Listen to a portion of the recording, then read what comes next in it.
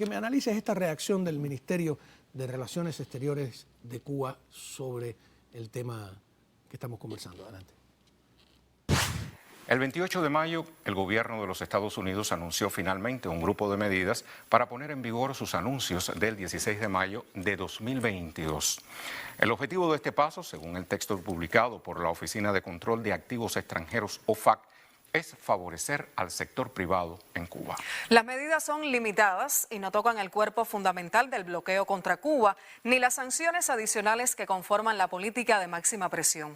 Una vez más, la decisión del gobierno estadounidense descansa en su propia visión distorsionada de la realidad cubana, al pretender separar artificialmente el sector privado del sector público, cuando ambos forman parte del sistema empresarial cubano y de la sociedad en su conjunto. El gobierno cubano estudiará estas medidas y si no violan la legislación nacional y significan una apertura que beneficia a la población cubana, aunque solo sea un segmento, no obstaculizará su aplicación. Se firma esta declaración 28 de mayo de 2024. Esa es una declaración del Ministerio de Relaciones Exteriores de Bruno. Fíjate qué interesante, que es lo que habíamos comentado antes.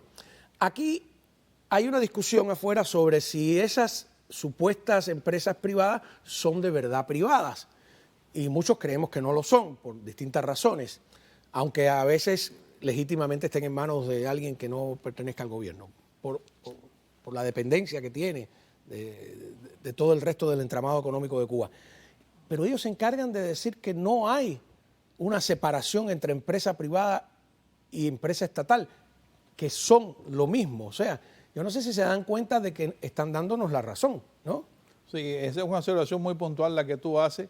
Y básicamente desviste, por cierto, ese reporte termina en aguas tibias porque realmente lo que se quiere es, y a lo mejor lo que se está esperando, es un segundo lobby de presión para que si quitan a Cuba de la lista de países que contribuyen al terrorismo, la relación bancaria es completamente fluida. Por el momento, esta relación que se le está ofreciendo a Cuba realmente no estaría bajo su control. Sí beneficiaría realmente a algunos empresarios que puedan hacerlo, pero como dice Saladriga, una cosa es lo que dice el gobierno y los bancos querrán hacerlo. El problema es que los bancos tienen muchas regulaciones. Y ese mismo tema del U-Turn, que no es más que... ¿Qué es el U-Turn? Es un financiamiento que utiliza la red bancaria básicamente de Estados Unidos y que puede llegar a Cuba. Y se puede utilizar de otra manera, enviarlo a España e invertirlo aquí. Es decir, no es una relación financiera directa, por eso se llama U-Turn, que era algo que Trump había prohibido al descubrir que FinCime y otras organizaciones de cabeza utilizaban esas vías que no estaban en el territorio continental. Girar en U. Claro.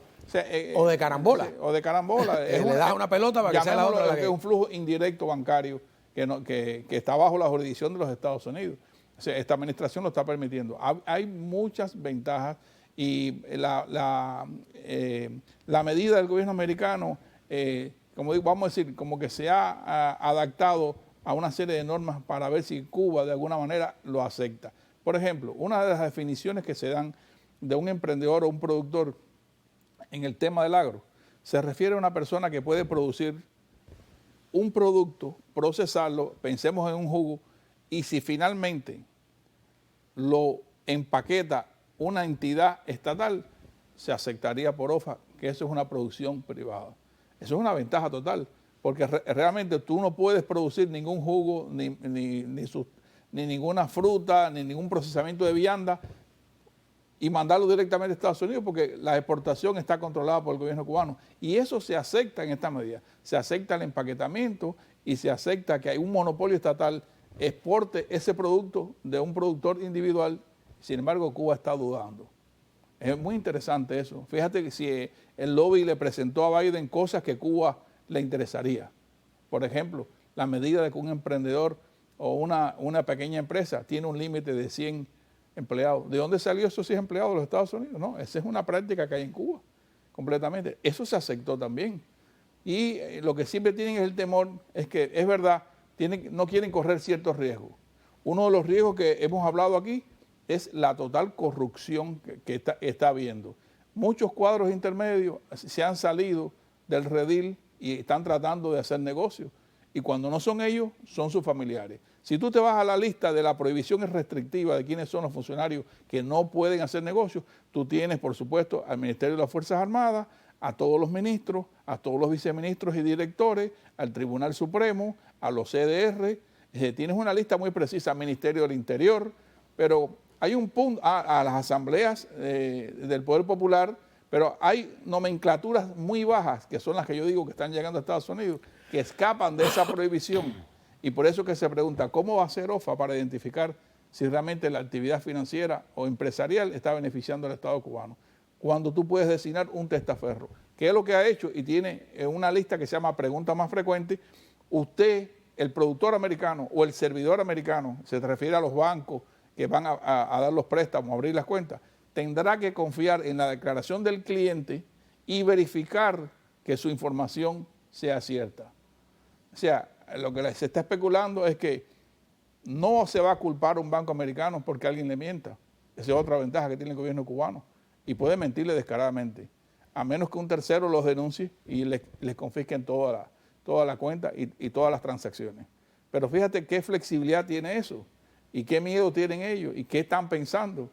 ¿Qué quieren hacer de esto? Un Obama .2 perdido nuevamente, una nueva oportunidad de sacar del hueco al menos una de las cosas que se estaba diciendo es que posiblemente la caída precipitada que tiene el dólar en estos momentos, que ya va por 200 y tanto, ha bajado muchísimo, ha bajado como más de 100 en pocos días, se debe a que va a haber se avisora, como si fuera la bolsa, una circulación más grande de divisas. Eso va a ser bueno, no solamente para los particulares. El gobierno va a tener la oportunidad de tomar divisas y por eso abren esto de Catapult y mantienen a Orbit para manejar las remesas. Ahora, ¿qué dice la realidad? Que el circuito de envío de remesas mano a mano está compitiendo contra ellos y les está ganando. Bueno, pues muchísimas gracias por ayudarnos a entender todo este entramado, esa es una palabra también de moda. Ha sido Sergio Comas. Cuando regrese